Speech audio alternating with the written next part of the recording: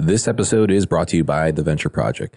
Venture Project is a business incubator and co-working space in the fabulous Osh Vegas, Wisconsin. However, we do remote consults. We also travel all over the country. So if you guys have a business idea or are interested in participating in the Venture Project community, please go to theventureprojectoshkosh.com where you can learn more about me and the Venture Project itself. Once again, this is theventureprojectoshkosh.com. All right, folks, welcome to Winners, Wallets, and Worldviews podcast. I am your host, AJ Armstrong. You can follow me at my website, aaronjarmstrong.com, or you can go check out my Instagram account, AaronArmstrong33, where you can stay connected and send me DMs. I love those DMs. Slide on them DMs, though. So today's guest was Ryan Raves. Ryan's a serial entrepreneur. He's got 3 kids, a family man with success in all aspects, finance, family, and fitness. We discussed a lot about how you can be this alpha male personality and work and hustle and grow, but still maintain a commitment to your family and to your physical fitness. So Ryan believes that each and every single man in this world must live to their full potential. And the only way to do that is to create massive success in business to fuel the mission of their life and be the role model and provider with their family. We discuss this topic in depth on today's show. We talk about finance, family, and fitness all in one. And we had a fantastic discussion about how you can implement this in your life if you are a mother, a father, if you're thinking about having children, or if you are just an entrepreneur that's ready to get out there and hustle and you want to figure out how do you balance all of the things. That's what we talked about on this episode today. So I think you guys are really going to enjoy our discussion with Ryan Raves. So without any further ado, welcome to the show. Welcome to Winners, Wallets, and Worldviews, the only show that's going to teach you how to be somebody. Where in your life did you learn that you're not good enough? And how do you take what you're most passionate about and what you're most fearful of, and what is the plan to overcome that fear, and what is the plan to enact that passion? Well, join me out of Long Island, New York. We got Ryan Raves on the other line today. How's it going today, brother? Good, man. Thanks for having me. Excited for this. Yeah, this is really cool. From what I understand, you're a serial entrepreneur, but you also have a way of balancing your family. And I think this has been a topic I've wanted to talk with an expert on for a while, because I think with a lot of men specifically, they use the family as an excuse sometimes to stop achieving, to stop growing. But on the flip side of that, you've got this kind of classic workaholic archetype of a man that just keeps working and then ignores the family. And I think that there's some type of balance or middle ground in there. And I'm really excited to dig into that a little bit with you today. But Ryan, first, man, bring us back to the beginning. What was it like as your childhood, kind of giving us a little bit of your background? You know, it's funny, man. That's how every show I'm on always starts. And I'm like, how far back should we go? So if we're going back, I was unfortunately a product of a broken home. My parents divorced very early on, and my childhood was pretty chaotic. My mother is an alcoholic, drug addict, and my father has clinical bipolar disorder and manic depressive disorder and was in and out of prison quite a bit. So childhood was rough. So I lived with my mother, and then she remarried, but because of her drug addiction, because of her alcohol abuse, it was an unsettling time. I have a sister, 3 brothers. So it was super chaotic.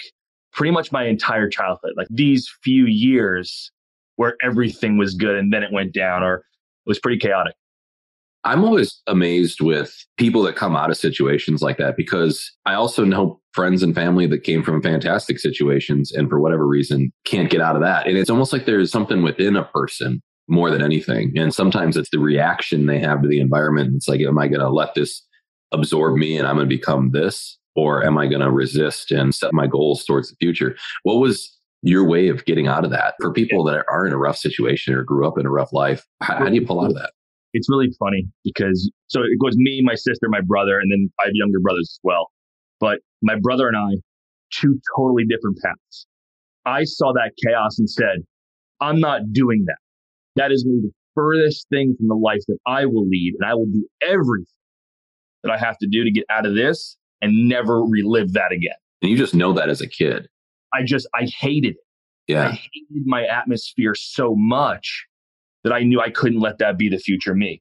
Whereas my brother, he became addicted to heroin and he still struggles with that to this day. Same house, right? Same chaos, as you said, just two totally different paths. And for me, it was a constant thought in my mind, right? I'm never going to do this. I'm never going to do this. I saw my father, again, I mentioned in and out of prison, bipolar disorder. He was always in debt, always struggled with money. I said to myself very early on, I'm never going to be that. I'm never going to do that. I'm never going to be paycheck to paycheck. I'm never not going to be able to take my kids places or do things. And that was just my mindset. I had that like ingrained in me so deep that I just knew I wasn't going to ever go there. It's interesting. It's almost like when you need to know what you want and you need to know what you don't want. And if you have one or the other, you're going to be at least in a direction that I think works. Because if you know what you want, you're going there. And if you know what you don't want, you're at least leaving from there, right? And it seems like that's kind of where you found yourself. You said, I don't want this. And I think I'm going to do the opposite of whatever they're doing. Yeah. And you know, it's funny because at different phases and different stages of life, like you have those places that you want to go. And I found for me, the want for things is fantastic, but the avoidance of pain pushed me even faster away from those things. I was willing to do anything to avoid the pain of the situation. And yeah, the gravitational pull from what I want, it's always there, still there now as like a business owner, entrepreneur, husband, father. But man, that pain of where I was, that just completely pushed me in the opposite direction. So you leave kind of a broken family and you're in school, you're in college, you're at some level. Like, tell me a little bit, what happened after that? So to make a very long story short, my mother and father divorced when I was 2. I was living with my mother and my stepfather. She was in and out of jail because of her abuse issues. Finally, my stepfather kicked me out of the house because he then remarried. And he was like, this is not my son, right? Like, I'm hanging on to this one. That's someone else's responsibility. So there was a short period of time where I said, okay, I haven't lived with my father in 15 years. Let's go see how that would be. And it lasted 4 months. And then he literally attacked me one night. And then I essentially went through college living out of my car. So I went through school, lived out of my car. And I remember there was a Thanksgiving where I went to an old neighborhood that I grew up in because it was familiar to me. And I was eating Chinese food in the back seat of like a beat up old car. And I was just like, this is now, but this is not my forever. And then I kind of wore that as a badge of honor. Because then people are like, well, where do you live? I'm like, in my car. And they're like, live in your car? And I was like, yeah, it's no big deal. I got this. Just own it. Yeah. So, and then I became a member of every local gym on Long Island for like a 3 to 5 day pass because that was my shower and my workout. So I got super into fitness. Became a personal trainer, got involved in the health and wellness business. That was my first business, made money there. And then that's kind of the kickoff too. Wow. I mean, dude, talk about it. If you're really living out of your car and now you're going to the gym just to shower, man, that's something. Well, what was that like? Are you normal during this? Or are you like a socially awkward guy, or is this just like, you're just rocking it? Like, no, I had friends. So if we go all the way back again, the thing that kept me, I would say sane or quote unquote normal is I played sports. Yeah. Really good athlete. Yeah. So like, I think my friends' parents at the time, they were able to look and go, Ryan's home is really fucked up. Yeah. All right, let's invite him over for dinner. We'll take him to the baseball games, right? When my team would travel, hey, just come and room with us. Sure. Yeah. And then when I got to playing higher levels of baseball, the coaches would be like, well, this kid can't afford the team. We'll pay for it. He'll stay with us. We'll make sure he gets to his games. So I had that refuge because other people saw things in me. So I was actually really social. I had a lot of fun in college. I was dating. So it was an interesting thing, but I didn't share the background of what I was going through with the people that I was around. I was very embarrassed of that. I lived in my car was the badge of honor, but I didn't tell people that my mother was an alcoholic. I didn't tell people that my father had bipolar disorder. I didn't tell people that they were in and out of prison. I never shared that stuff probably until about 5-6 years ago. That was never a part of my story. So you're sports kind of keeps you socially normal. That's one of a bazillion benefits, I think, to sports. Sports are incredible for anybody that's athletic, that works hard. I mean, there's a million examples, but it kept you kind of the glue of what you had going through college. And then you got into fitness and you got into this first fitness business of yours. So that was the birth of your entrepreneurship kind of journey, if you will, was this fitness idea. So the sports thing got hung up a little bit. So what happened was I was playing very competitive baseball. I was traveling the country playing baseball, and then I got hurt. And then literally over the next 4 to 5 years, I had 6 different orthopedic surgeries. So I was like, got shot down again. So I went through this period for a little bit of like, nothing ever goes right for me, never going to amount to what I wanted it to amount to. But I was always hustling. right? So I started personal training. I was like, okay, I worked for probably the most well-known gym in the country. I worked there. And I was like, wait a minute, I can make more money if I work outside the gym. And I was like, I can make more money if I train 2 people at the same time that I was training 1. And I was like, if I could train 10 people at once, I can make even more money. So I got in the habit of figuring out how to leverage myself and time. And then I made some bad business choices and everything crashed. So what is the worst decision you made as a business owner? It was the worst decision I made, I think, just in general, was to start betting on other people. Oh, I got to this level of success where I was making money, right? I had like probably close to 300,000 in the bank. And I was like, okay, I'm not quite sure how to get to that next level. I really didn't know. Like I had the hustling skill set. I was able to trade time for money. So I was making money. I always knew how to make money in the moment, but I didn't know how to like get to that next big level. So I said, okay, I'm ears wide open, eyes wide open to business opportunities. So I invested in real estate. I invested in franchise businesses, a lot of them. And I was giving my money to other people. And I wasn't watching my money. I didn't know how to read profit and loss statements. I didn't know how to read balance sheets, like really actually look at the stuff. Yeah. And then all of a sudden, everything fell apart. I mean, I lost everything. And how old are you about at this point in your life? This was like when I was 29 years old. Wow. But prior to that, man, I was quote unquote the man, right? I had nice cars, really nice clothes, like going to nice restaurants, traveling. Like it was an ego thing for me, right? If someone asked, I was like, oh, what are you up to? I own all these different businesses. And like, wow. But I was doing it totally the wrong way. Totally the wrong way. Taking back kind of your betting on yourself instead of betting on other people. What did that look like for you? Like when did it click? And then you said, this is what I'm talking about. Yeah. So I was dating my wife. I was dating my then girlfriend, now wife. She's amazing. She's like the best thing ever. So when I had proposed and we got married, I wanted to give her the wedding, right? I had like $79,000 left and weddings are super expensive. So we did a destination wedding out in California and it was a week-long thing. We had all these events planned, welcome parties, the wedding, wine tours, everything. When everything ended, I literally said to myself, I literally had $3,000 in my bank, right? And the office that I was renting was due. My home rent was due. And I was like, I don't know what to do at this point. And that was the first time I took the remaining money that I had and a credit card and I invested in a coach and a mentor. And it was way more money than I actually had. My first coach that I spent $18,000 on my first coach. And it was a 2-year contract, $18,000 a year, but I was locked in for 2 years. And I just started to dive in on sharpening my own skill set, learning how to speak publicly, learning how to communicate, learning sales skills, learning how to build a team, learning how to leverage time. That was really the start of like when I started to make a change to a new, more sustainably successful life. So what was the first business that started to take off for you really after that? Health and wellness business. Tell me a little bit about that business and what's some of the strategic moves you made that really got it working and how you applied some of that coaching into this. So first building a team, right? Prior to that, I thought I knew how to do everything myself better than everybody else. And I was like, if someone couldn't do something after I told them how to do it once, I was like, just get out of the way. I'll either do it or find someone who will. And I never did. I literally blew up employees, amazing interviews, amazing people, great resumes. I'm not saying resume is everything, but they showed track records in other places. And then when they came to work for me, quote unquote, never worked out. But it was me.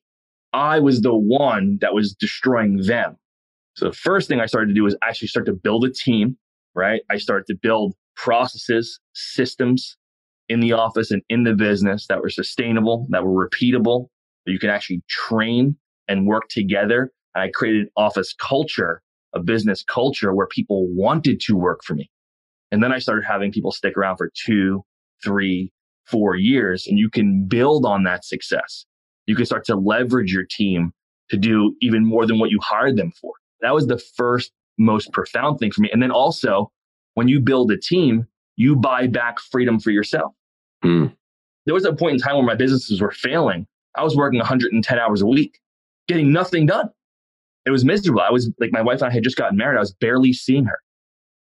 We would pass each other in the house as I was like coming home at 2, 3 in the morning from the restaurant business franchises.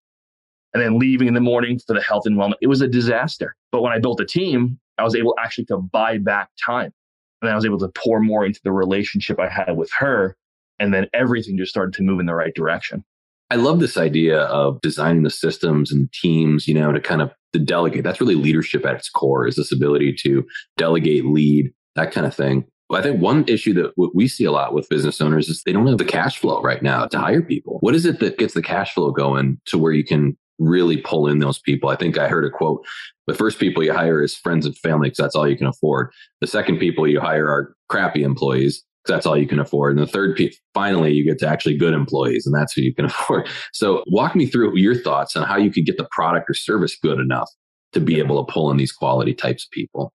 So just to your point, you're 1,000% correct. And by the way, I did that. I hired my sister, and then there was a period of time where she was like, "Hey, listen, I need to make more money." I'm like, "I can't really pay you more money." So she's like, "All right, I can only work for you for 2 hours a week." I'm like, "All right, that'll work."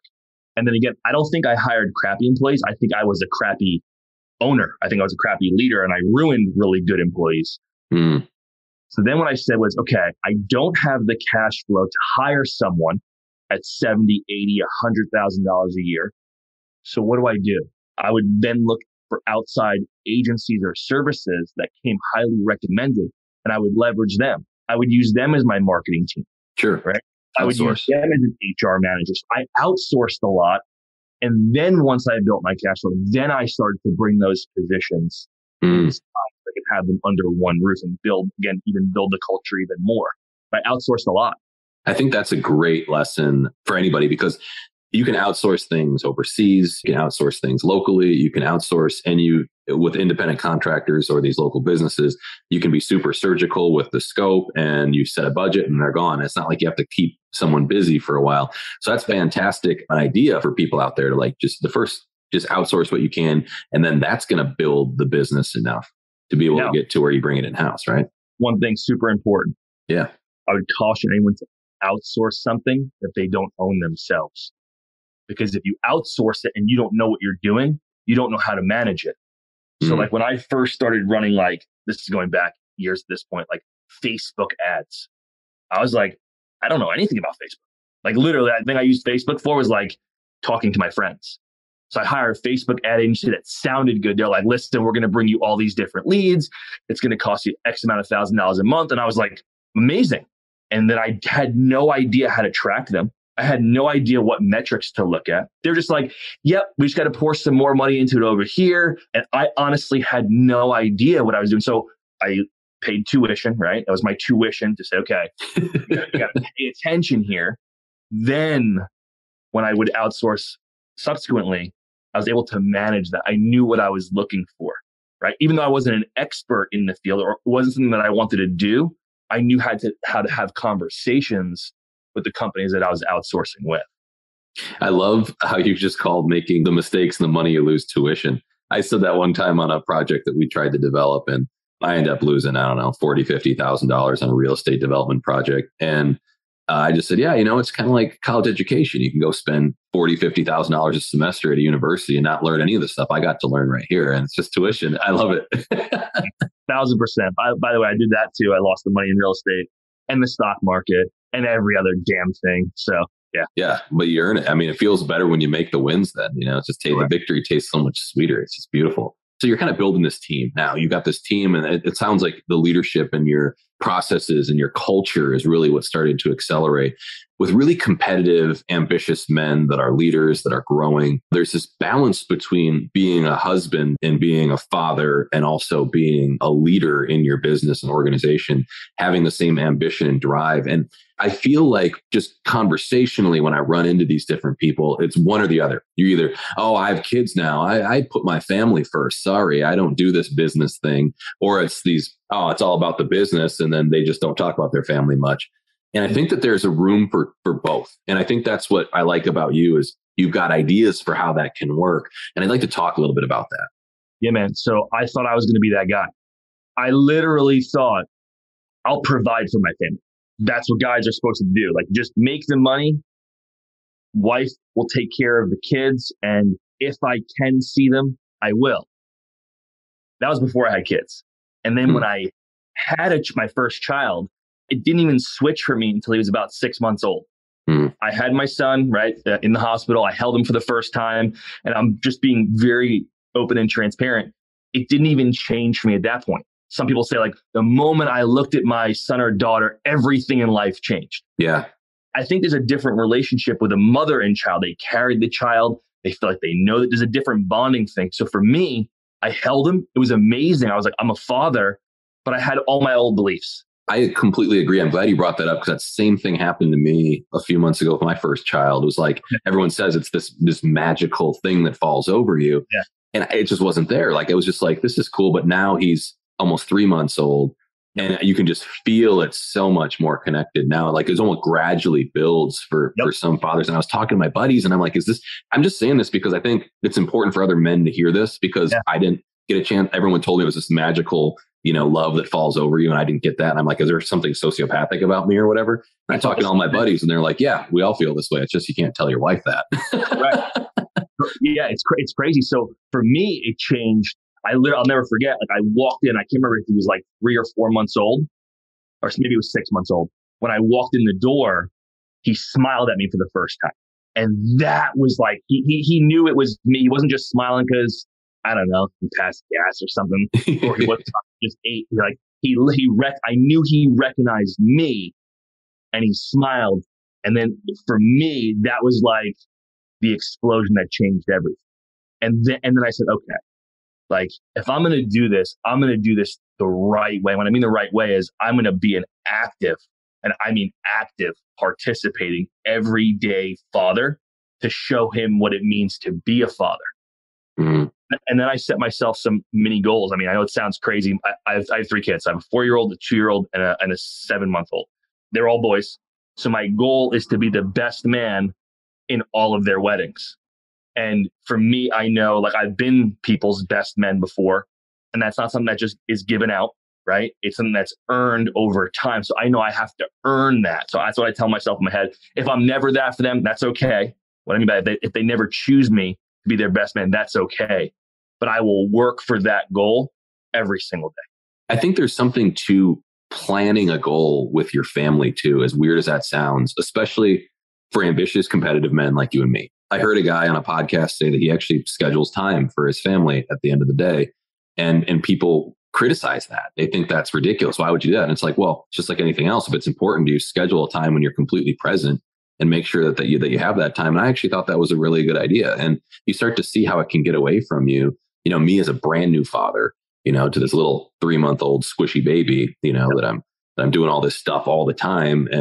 But there's a role of how much is the right amount to be present and be with them, and how much it's like leadership, right? Where you want to be involved, but you don't want to micromanage because you're also setting a vision and you're trying to grow the family and things like this, but you can't be absent and do that. You can't be an absent CEO. You have to still shake hands on the ground and connect with people and be present in meetings or whatever. And I think that's how I've always looked at it. But I'm curious, what do you think is like the right amount of time to be father, in business, or how does that dynamic work in your mind? I think a few things. I think number one, it's going to vary depending upon the season you're in. So like if you're starting a brand new business, that business does need. So you need to make sure you're focused on that business, your intent is on that business. But when you are with your child, when you are with your wife, you cannot be checking emails. You cannot be watching the TV right over the corner of their head. Like, you got to be 1,000%. So there are some days where I only have 30 minutes with my kids. 30 minutes, I guarantee if you asked them and they had perception of time, they would feel like it was hours, because a bomb can go off next door and I'm not even flinching.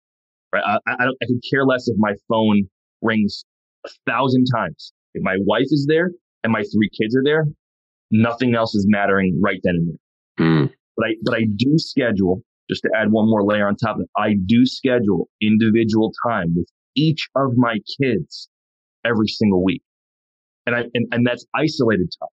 So if I talk about my older one and my middle one, a 4-year-old and a 2-year-old, it's easy to say, hey guys, we're going to go somewhere together.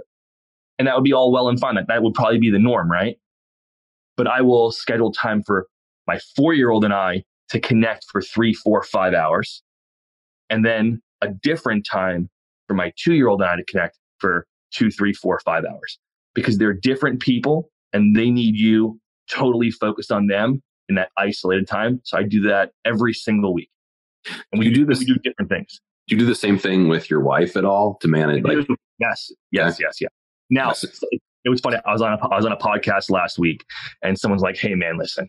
Like, it all sounds good. You're doing well in business right now. You seem like you're crushing the fatherhood thing. Do focus on your wife. Like, where are you falling short?" Now, I do spend time with my wife, isolated time at the end of every single night, but it's still not as much as I know she needs. So I do it.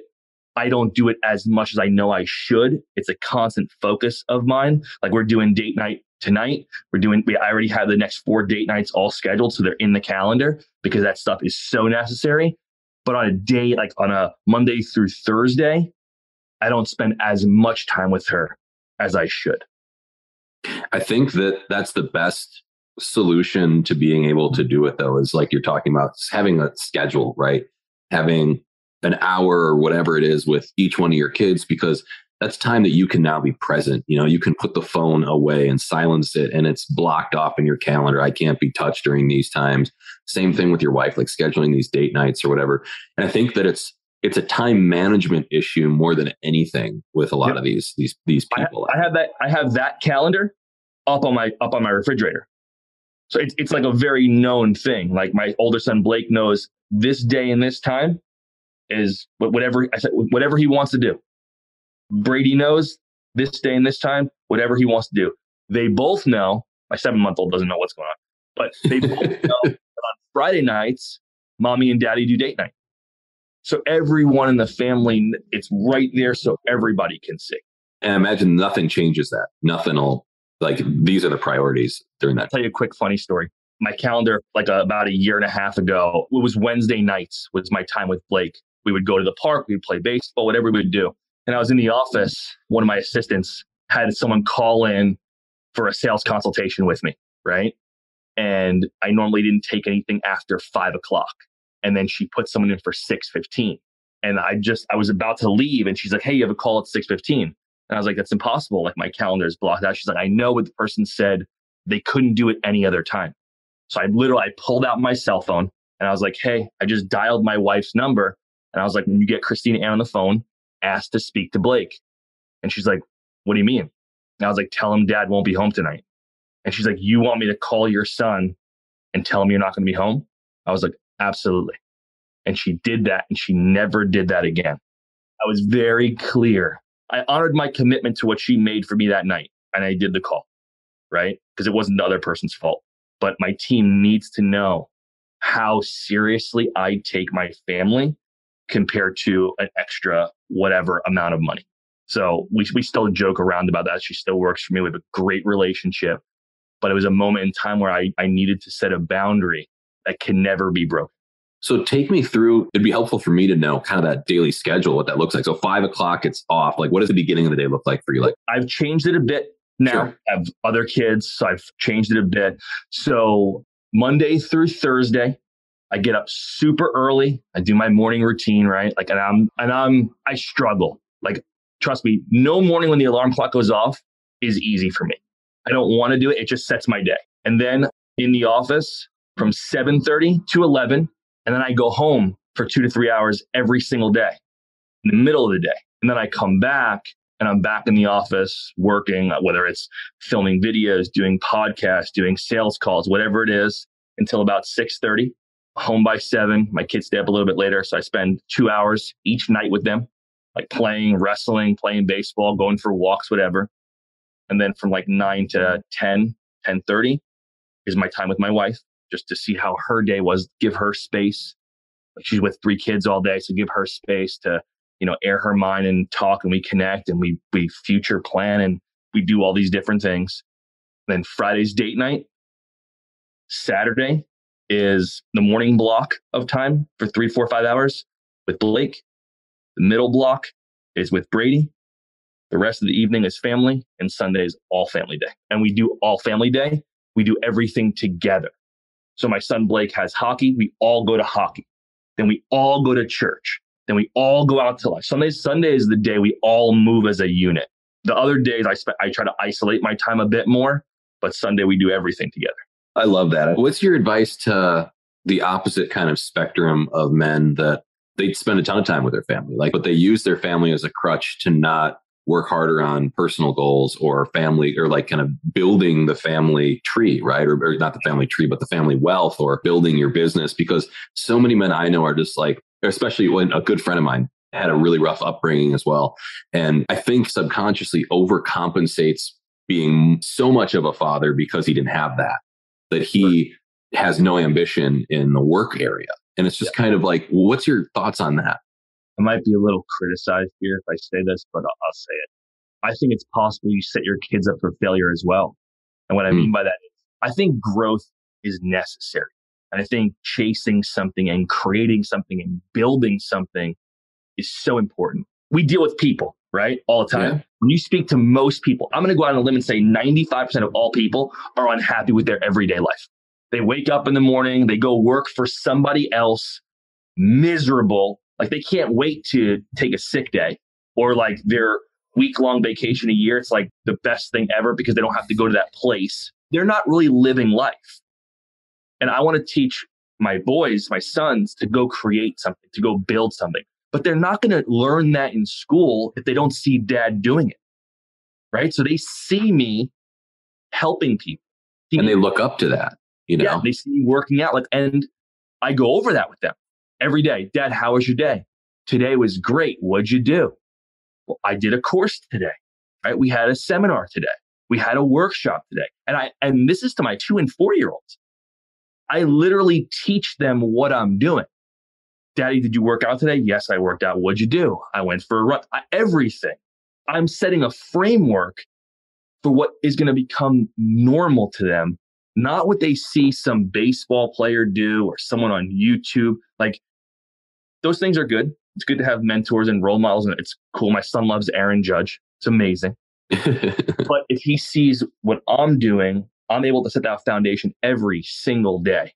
And that's what I do. That's what I focus on. It's just a lot like leadership, right? I mean, I think of the relationship I had with my father, and I've got a fantastic relationship with my father. And it was because I used to look up to him. I used to want to kind of be like him a little bit. And if he was just kind of a bum or wasn't kind of maximizing his potential, I don't know if a young boy like myself would have thought it was as cool. You want to be able to brag about your dad. It's like the elementary school. My dad's better than your dad. My dad could kick your dad's ass or whatever. It's really interesting that we're talking about this too, because I'm reading this book right now and I actually have it right here.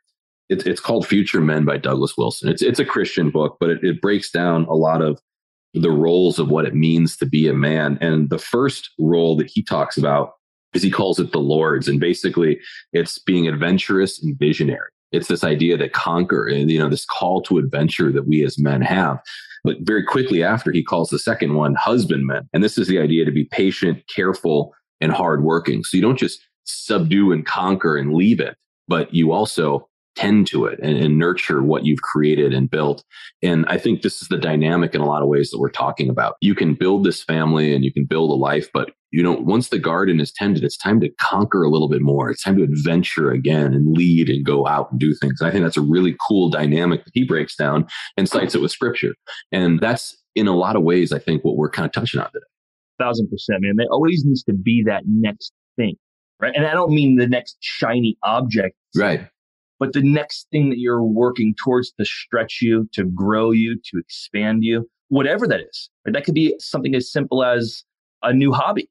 As long as you're growing, you're not contracting. And I think that's so powerful because that's how, this is my personal belief, that's how a lot of guys get in trouble, right? When you're not moving in that direction, you start to then get pulled into other directions that aren't so good. You start to get distracted.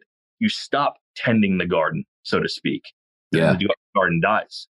So I think that's valuable advice, man, for sure.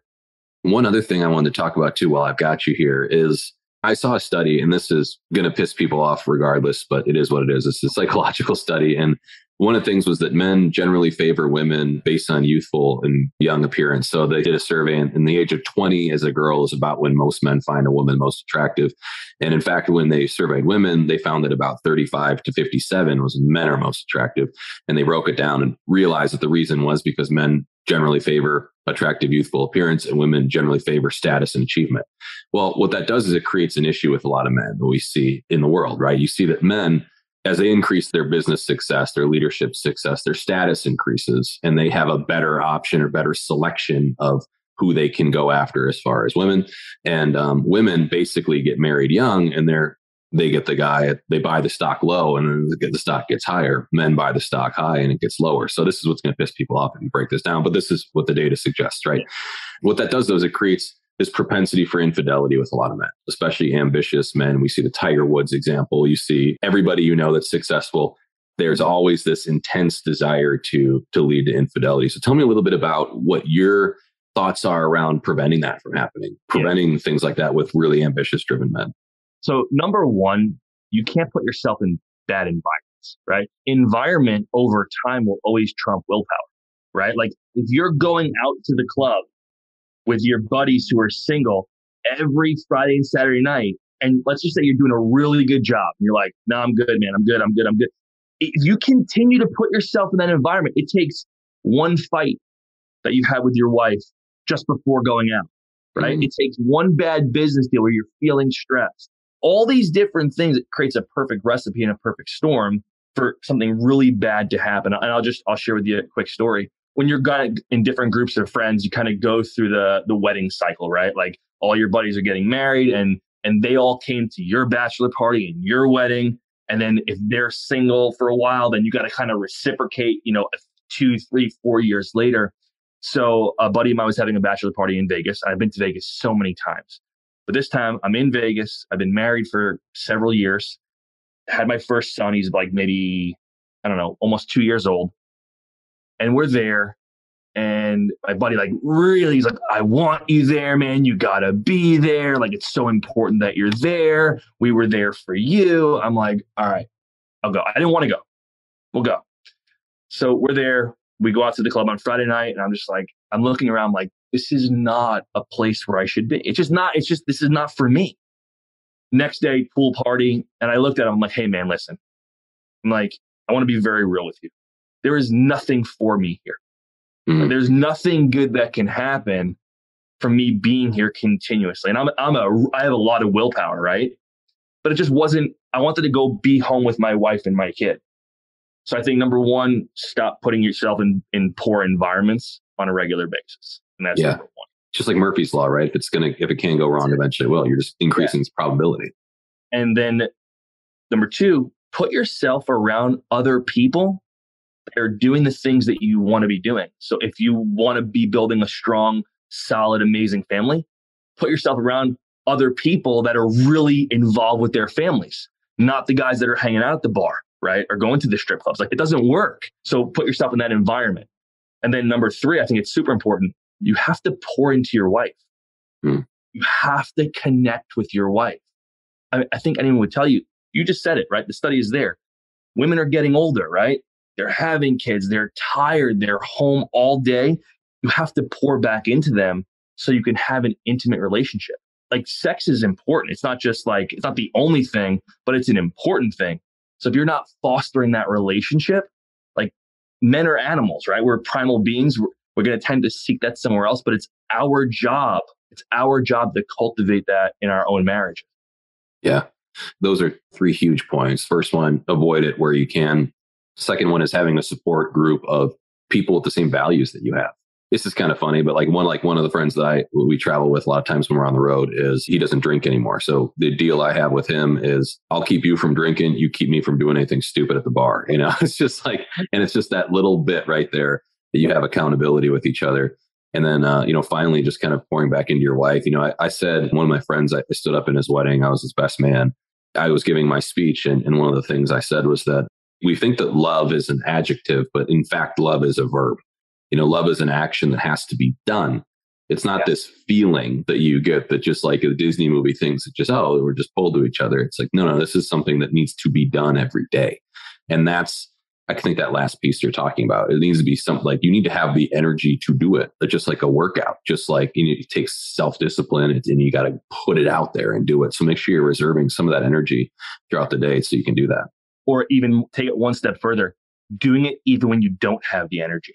I'm reading a book called Atomic Habits. It's phenomenal. And towards the 3/4 of the way through the book, the author, he's like, what makes a difference between someone who does something well and someone who does something excellent? And he's like, the people that do something excellent fall in love with the boring things. So it might not be the most amazing thing to go ask your wife how her day was. And you might be tired. You might have had a really bad day, right? Like shit might have went really to the left during your day. But it's important to go ask her that question so she feels heard, so you guys can feel connected. And it needs to happen very regularly. It's super, super important. Yeah. Hey, Ryan, this was an awesome talk today, brother. Appreciate you sharing. I just don't think there's a great voice for a lot of men out there, or these driven, ambitious individuals that want to be able to balance family and business and things like that. So I appreciate you jumping on. I just wanted to ask you, where can people connect with you? Where can someone reach out to you for more of this stuff or get you on their podcast, or what do you got going on, brother? Sure. So the easiest way is my website, myascensionbydesign.com. Super, super simple. And then I've been told that I'm not the best on social media. So what I did was I created a private Facebook group, and this is me doing this. I want to be able to provide people value and support, even if we're not directly working together. So I created a private Facebook group. Well, I'll get in there. If someone posts a challenge or problem, I don't care if it's business, family, whatever, it doesn't matter. I will get in there and I will post feedback. So Ascension of the Entrepreneur is the Facebook group. All you have to do is put in Facebook, and then we'll let you right in the group. So those are the two simplest, easiest ways. Cool. What is just any parting advice you have to some entrepreneurs and business leaders out there that you think is absolutely necessary to make sure you consistently can keep growing in the right direction? Just don't quit. The biggest thing someone gave me, probably going back about 16 years ago, it was a mentor of mine. I didn't even know he was a mentor of mine at the time. He gave me this little poem. It was this poem on a sheet of paper, and it said, don't quit. I'm not going to eloquently be able to tell it back to you now, but I folded it up and I put it in my wallet. I did a lot of stupid shit. I jumped in pools at parties and I washed my clothes with my wallet in it. But this thing always stayed intact. And about a year ago, I always knew it was there, and I always looked at it from time to time, and it was tattered and beat up. Unfolded it and kind of pieced it together, and I put it in a plaque. And it just at the top says, don't quit. Stuff is going to happen. Things are not going to go the way you designed it. Things are not going to always go the way you wanted it to. You're going to have a lot of failures, and that's okay. As long as you don't quit and you stay in the game long enough and you continue to take steps. It doesn't have to be leaps or bounds or sprints in the right direction, but as long as you just continue to move in the right direction, eventually you will get to where you want to go. I promise you that. I've seen that happen so many times. Wow. You guys heard it here. Winners, Wallets, and Worldviews. Thank you so much again. Ryan Raves, everybody. You guys are listening to the Winners, Wallets, and Worldviews podcast. Winners, people crushing it in life. Wallets, investing, personal finance, real estate, and finally, Worldviews, talking about things like this, what it means to have values in a family and in the business. So once again, thank you again, Ryan. You guys heard it here. Be somebody.